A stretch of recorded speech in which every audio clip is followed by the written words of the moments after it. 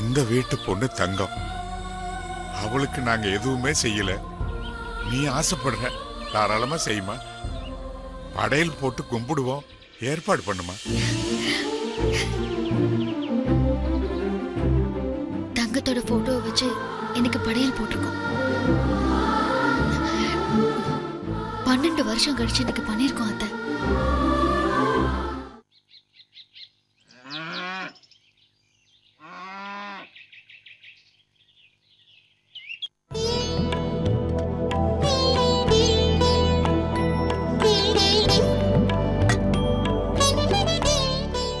என்ன மாமா சாப்பிடாம அப்படியே வச்சிருக்கீங்க? லட்சுமி, இன்னைக்கு தங்கத்துக்காக விரதம் இருக்கலான்னு இருந்தேன். அதனாலதான் காலையில இருந்து சாப்பிடாம இருக்கீங்களா மாமா? ஆமாம்மா, தங்கம் எங்களை விட்டு போனாலும் இன்னும் அவ எங்க மனசுல வாழ்ந்துட்டு இருக்க. அவளுக்காக அவ நினைவு நாள்ல நான் விரதம் இருப்பேன். அப்பா, நீங்களும் தங்கத்துக்காக வருஷம் விரதம் இருக்கீங்களா? நீங்களும் அண்ணே என்ன மாதிரியே தங்கத்தோட நினைவுனால யாரும் மறக்காம இருக்கிறீங்களே. தங்கத்தை எப்படி மறக்க முடியும்? அவ உயிரோடு இருந்திருந்தா இந்நேரம் அவளோட குழந்தைங்க நம்ம வீட்டுல விளையாடிக்கிட்டு இருந்திருக்கோம். நம்ம கொடுத்து வச்சது அவ்வளவுதான்.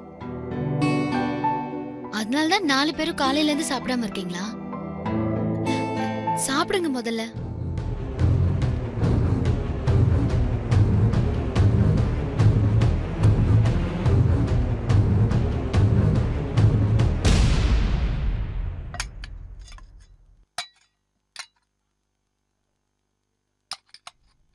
சாம்பார் போடுவாக்கா? போதுமா?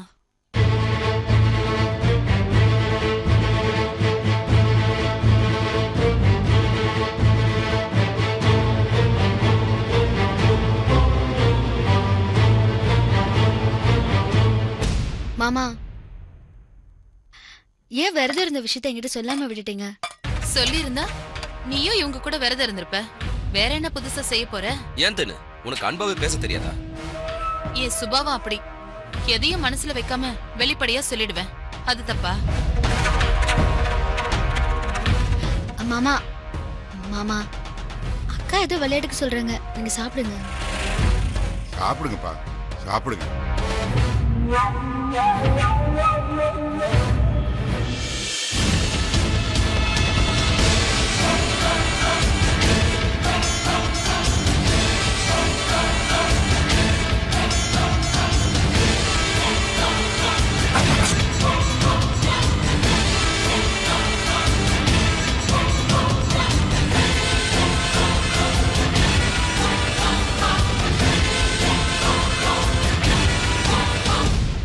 தங்கம் இருந்தப்ப எப்ப பாரு ஏதாவது ஒரு ஜோக் சொல்லிக்கிட்டே இருப்பா. அவ இருக்கிற இடம் ஒரே கலகலப்பா இருக்கும். அம்மா, பட்டிமன்றத்துல கேட்டது, படிச்ச புத்தகத்துல பிடிச்ச நீதி கதைகளை சொல்றதுன்னு அப்பப்ப எதையாவது ஒன்னு சொல்லி சிரிக்க வச்சுக்கிட்டே இருப்பாமாவா. அப்பா, நீங்க சொன்ன மாதிரி எனக்கு தங்கம் சொன்ன ஒரு ஜோக் ஞாபகத்துக்கு வருதுப்பா.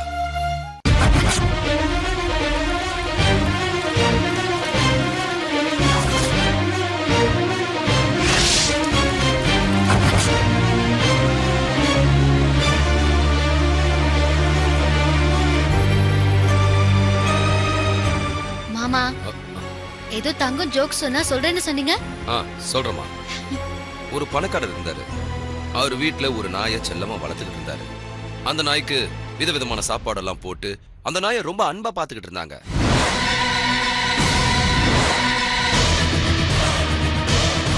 இந்த நாய் என்ன பண்ணுச்சுன்னா அந்த வீட்டை விட்டு எங்கேயும் வெளியே போகாம வீட்டையே சுத்தி சுத்தி வந்துகிட்டு இருந்தது. இந்த மாதிரி இருக்கும்போது அந்த தெருலயே இருக்கிற ஒரு தெருநாய் அந்த நாயை கவனிச்சுக்கிட்டே இருந்தது.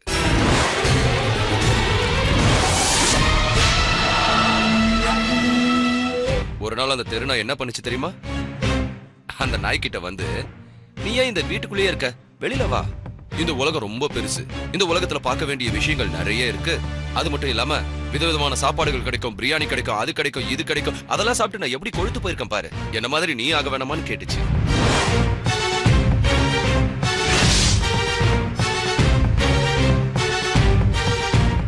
உடனே இந்த பணக்காரன் நான் என்ன சொல்லிச்சு தெரியுமா? இல்ல, நான் என் எஜமான விட்டு வர மாதிரி இல்ல அப்படின்னு சொல்லிடுச்சான். உடனே அந்த தெருநாய் கேட்டுச்சான், ஏன் வரமாட்டேன், அதுக்கான காரணத்தை சொல்ல, அதுக்கப்புறம் உன்னை நான் வற்புறுத்த மாட்டேன்னுச்சான். உடனே அந்த பணக்கார நாய், என் எஜமானனுக்கு ஒரு பொண்ணு இருக்கா, அந்த பொண்ணு ஒரு பையனை காதலிக்கிறா. இது என் எஜமானுக்கு தெரிஞ்சு போய் என் கிட்ட வந்து அந்த பொண்ணு கிட்ட இந்த நாய்க்கு கல்யாணம் பண்ணி கொடுத்தாலும் கொடுப்பேனே தவிர உன்னை அந்த ராஸ்கலுக்கு கல்யாணம் பண்ணி கொடுக்க மாட்டேன்னு சொன்னாராம்.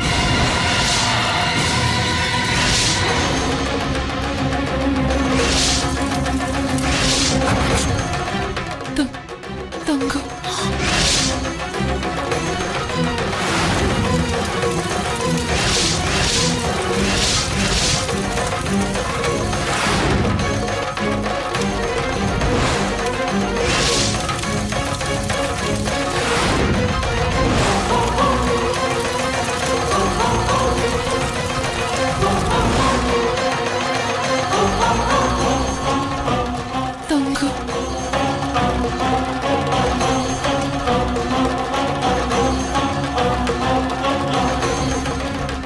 அதுக்காக தான் அந்த நாய் அந்த வீட்லயே காத்துக்கிட்டு இருக்கான்.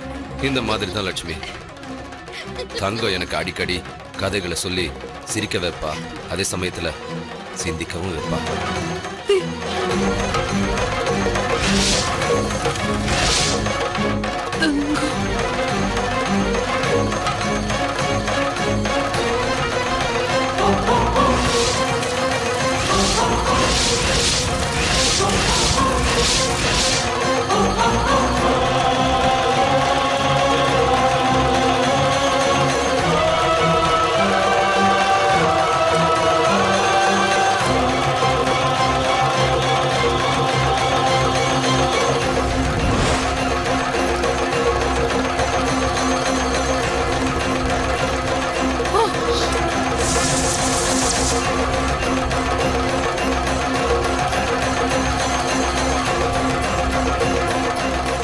லக்ஷ்மி,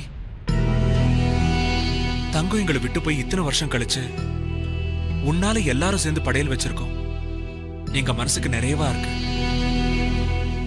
அவ ஆத்மா கண்டிப்பா சாந்தி அடையும்.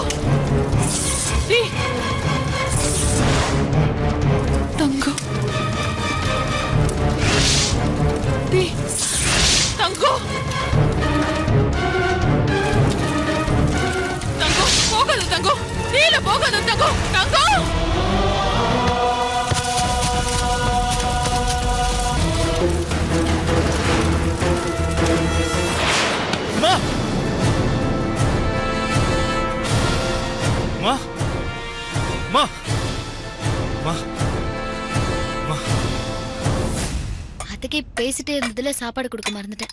கொடுத்துட்டு வாமா. ஏதாவது வேணுமா மாமா? இல்லம்மா வேண்டாம். இல்ல போதும், நீ போதும்.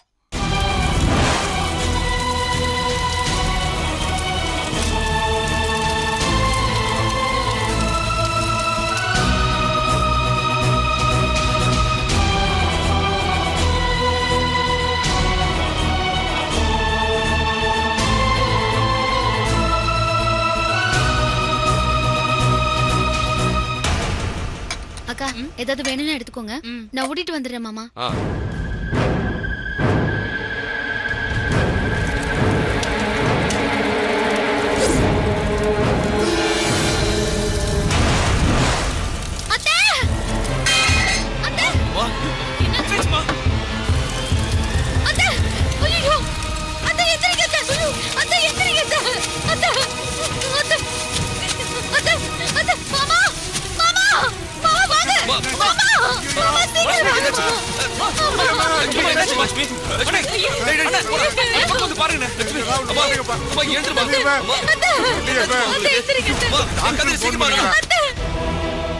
கடவுளே,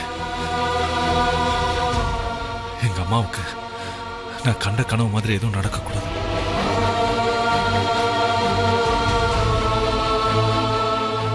மனசே சரியில்லை. கோயிலுக்கு போயிட்டு வரணும். லட்சுமி, அத்தைக்கு ஒன்றும் ஆகாதுமா, முதல்ல தெளிடா. ஒன்றும் ஆகாது, ஒன்றும் ஆகாது. பார்த்து மெதுவா தெளிடா. என் வண்டிக்கு ஒன்றும் ஆகாது. மாமா டாக்டர் ஃபோன் பண்ணுங்க மாமா. கதிர் ஃபோன் பண்றான். அத்தை இருங்க.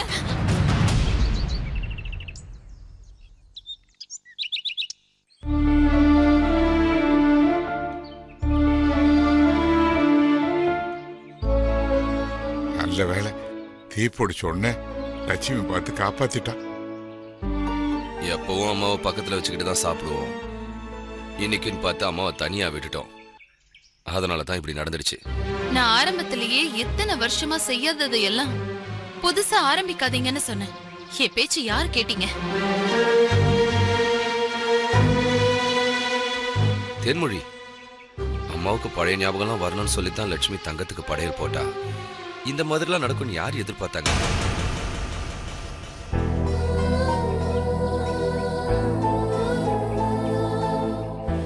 எது எப்படியோ லக்ஷ்மி அண்ணி அம்மாவை எப்படியோ காப்பாத்திட்டாங்க. அது போதும். அத்தைக்கு சாப்பாடு கொடுக்க நாம போயிருந்தா நாம அத்தையை காப்பாத்திருப்போம். என்னையும் எல்லாரும் பாராட்டி இருப்பாங்க. சரி, அடுத்து எப்போது நமக்கு ஒரு சந்தர்ப்பம் கிடைக்கும். அப்ப பாத்துக்கலாம்.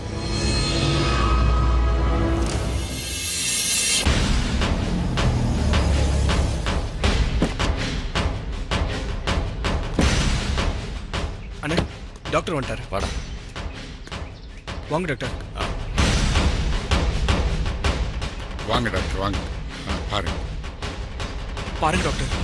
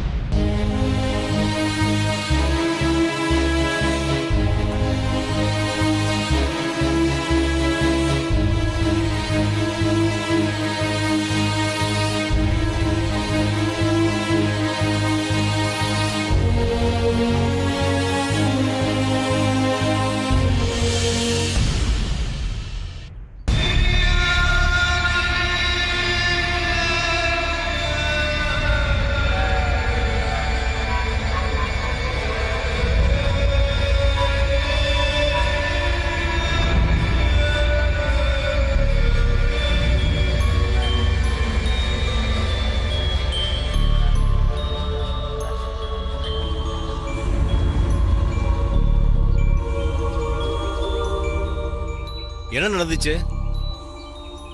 படையல் வைக்கிறேன்னு சொன்ன லக்ஷ்மி தங்க போட்டோவுக்கு தாவணிய மாலையா போட்டா. பக்கத்துல இருந்த விளக்குல அந்த தாவணி பட்டு எரிய ஆரம்பிச்சிருச்சு. அந்த நெருப்பு மட்டும் அத்தை மேல பட்டிருந்ததுன்னா இந்நேரத்துக்கு அத்தை தங்கம் போன இடத்துக்கே போய் சேர்ந்திருப்பாங்க.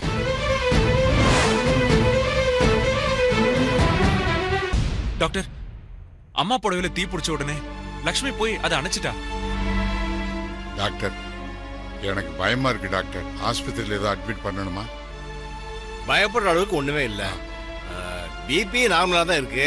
கையில கொஞ்சம் அங்கங்க சிராய்ப்பு இருக்கு, அவ்வளவுதான். அவங்க விழுந்த அதிர்ச்சியில மயக்கமா இருக்காங்க. சீக்கிரம் மயக்கம் தெரிஞ்சிடும். Don't worry. சரி டாக்டர். ஆமா, அவங்க எங்க விழுந்தாங்க? நான் காட்டுறேன் டாக்டர், உள்ள வாங்க. வாங்க.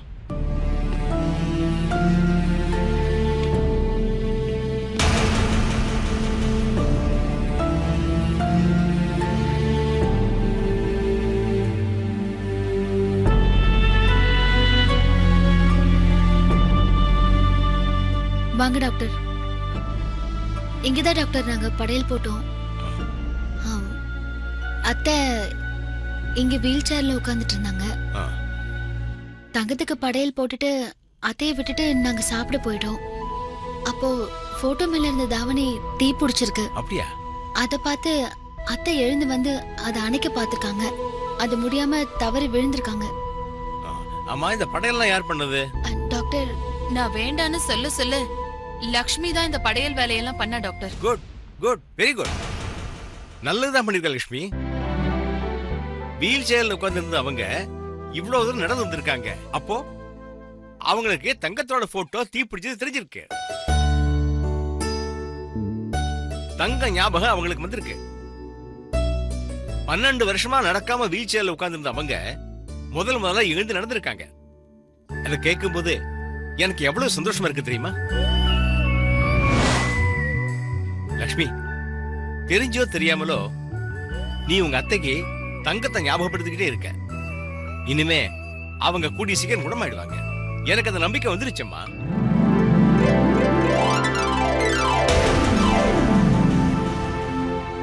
டாக்டர், வள்ளியம்மை பழைய நிலைமைக்கு வரனால நாங்க எல்லாரும் எதிர்பார்த்து காத்துக்கிட்டு இருக்கோம் டாக்டர்.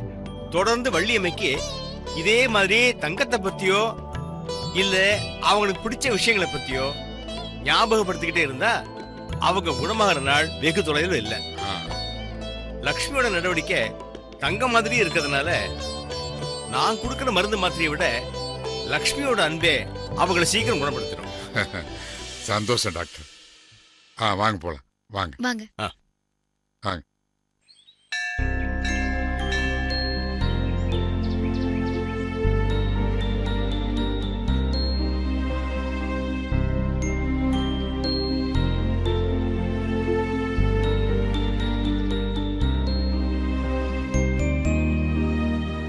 கடவுளே, எங்க அண்ணன் கல்யாணத்துக்கு போயிட்டு வந்ததுல இருந்து எங்க அம்மா நினைப்பு எனக்கு அடிக்கடி வருது.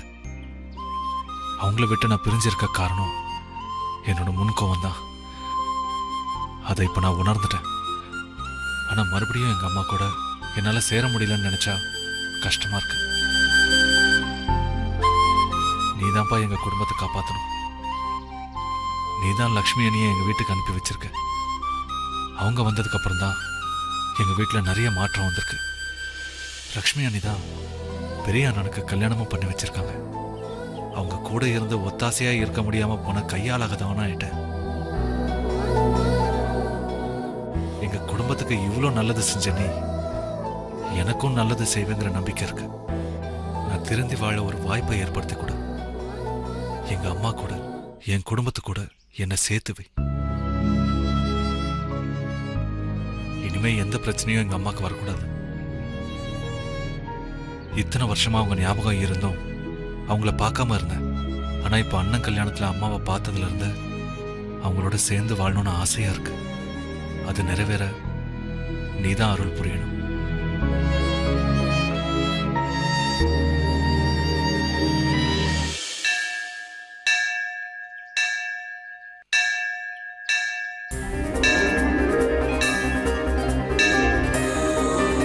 தொட்டு கும்பிட்டுக்கோங்க.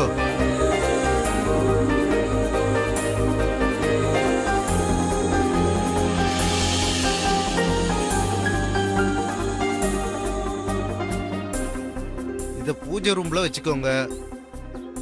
நீங்க நினைச்சது கூடிய சீக்கிரம் நடக்கும்.